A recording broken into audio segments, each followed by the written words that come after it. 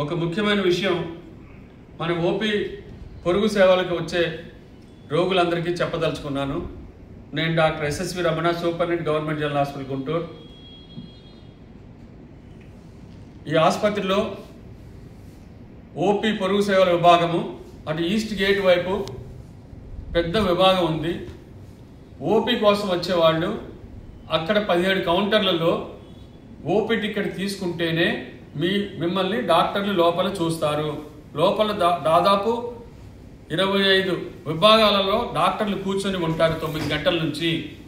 మీరు అక్కడ 17 కౌంటర్లలో ఓపీ విభాగంలో మీకు నిర్దేశించిన క్యూ లైన్లో నుంచొని, అంటే అక్కడ ఆడవాళ్ళకి సెపరేట్ క్యూ, మగవాళ్ళకి సెపరేట్ క్యూ, వృద్ధులకు సెపరేట్ క్యూ, చిన్నపిల్లలకు, గర్భిణీ స్త్రీలకు,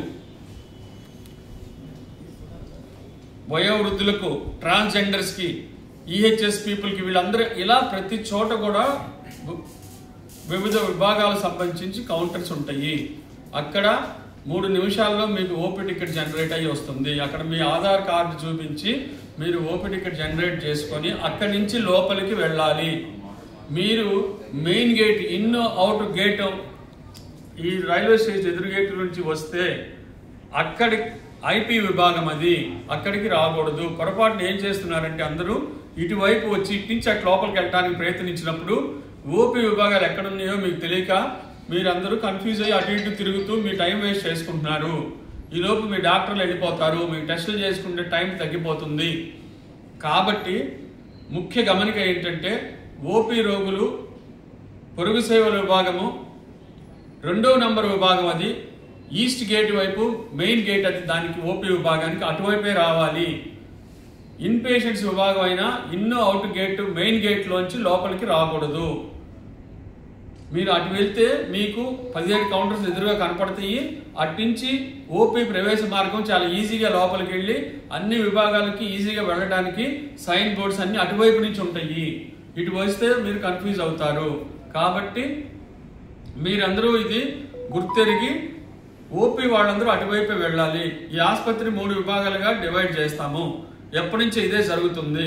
అయితే ఇప్పటికి కూడా చాలా మంది కన్ఫ్యూజ్ అయ్యి ఓపీ వాళ్ళు ఐపీ వైపు, ఐపీ వాళ్ళు ఓపీ వైపు, క్యాజువాలిటీ వైపు, అంటే ఎమర్జెన్సీ డిపార్ట్మెంట్ వైపు వెళ్తున్నారు. అలా వెళ్ళొద్దు. నేను ఇప్పుడు క్లియర్గా మీకు ఒక విషయం చెప్తున్నాను. ఓపీ వైపు అంటే ఈస్ట్ గేట్ వైపు వెళ్ళే వాళ్ళు అక్కడికి వెళ్ళి 17 కౌంటర్లు ఓపీ టికెట్ తీసుకొని లోపలికి వచ్చి ఓపీ తీసుకోవాలి. అదే పొరుగు సేవల విభాగము. వీళ్ళని అక్కడికక్కడ చూసి టెస్టులు చేసి, ఎక్స్రేలు అయితే ఎక్స్రేలు, ఏ టెస్టులు కావాలంటే ఆ టెస్టులు చేసి అక్కడక్కడి నుంచే మందులు కూడా ఇచ్చి బయటికి పంపిస్తారు. అక్కడ ఫార్మసీ 6వ నంబర్ కౌంటర్లో అక్కడే దగ్గరలో ఉంటుంది. మీరు ఐపీ విభాగంలోకి వస్తే మీకు అవన్నీ కూడా దూరం అయిపోయి మీరు కన్ఫ్యూజ్ అవుతారు. ఇది ఒక విభాగము. రెండవ బ్లాక్ ఏంటంటే ఐపీ బ్లాక్.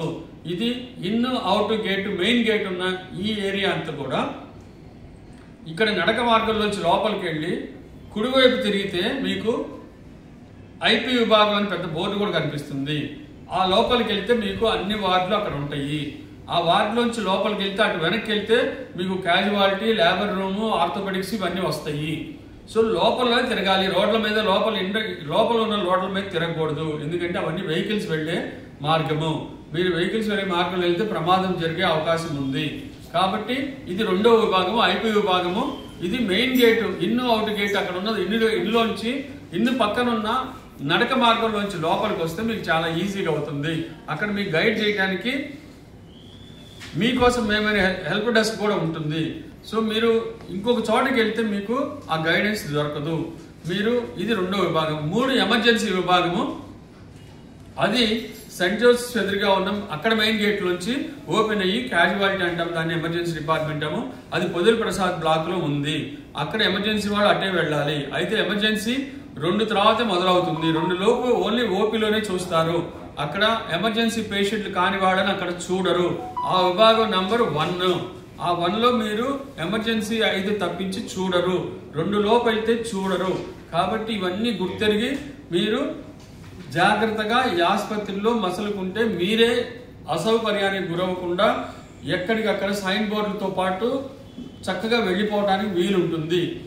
ఇలా చేయకపోతే మీరు కన్ఫ్యూజ్ అయిపోయి మీరు వచ్చిన టైం వేస్ట్ అయిపోయి మీకు టెస్టులు జరగకపోగా మీరు అసహనానికి గురై అక్కడ గొడవలు పెట్టడానికి ఆస్కారం ఉంటుంది. కాబట్టి మీకు ఎక్కడెక్కడ హెల్ప్ డెస్క్లు ఉన్నాయి, ఎక్కడికక్కడ స్టాఫ్ నర్సులు ఉంటారు. ఎవరినైనా అడిగి ఎక్కడికి వెళ్ళాలో జాగ్రత్తగా ఆలోచించుకొని నెక్స్ట్ స్టెప్ వేయండి. ఇక్కడ ప్రతి చోట కొంత క్యూ ఉండొచ్చు, ల్యాబ్ దగ్గర కానీ, ఎక్స్రే దగ్గర కానీ, సిటీ స్కాన్ దగ్గర కానీ, ఎంఆర్ఐ స్కాన్ దగ్గర కానీ. ఆ క్యూ దగ్గర అసహనానికి గురవద్దు. ఎందుకంటే చాలా మంది, ఇది ఉచిత ఆసుపత్రి కాబట్టి చాలా మంది వచ్చే అవకాశం ఉంటుంది. సో అసహనానికి గురవద్దు. లౌక్యంగా ఓపికగా ఉంటే మీకు అన్ని పనులు చక్కగా జరుగుతాయి.